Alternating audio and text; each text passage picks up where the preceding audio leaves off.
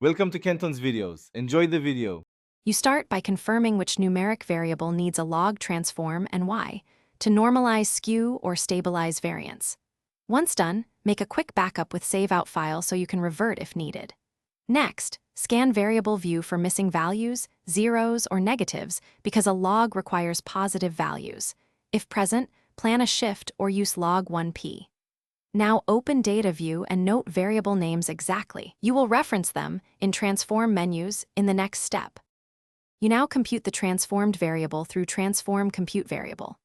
In the target variable box, enter a clear name like ln income, then in numeric expression type ln your var for natural log or lg10 your var for base 10.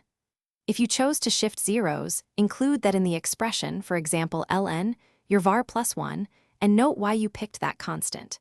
Make sure to press OK and then inspect the new column. Verify no unexpected missing values, and review descriptive stats to confirm the transformation behaved as intended.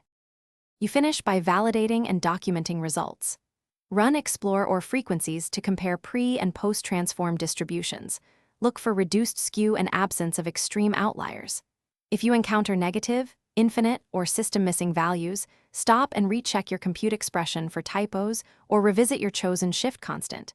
An incorrect shift often causes NaN or negative logs.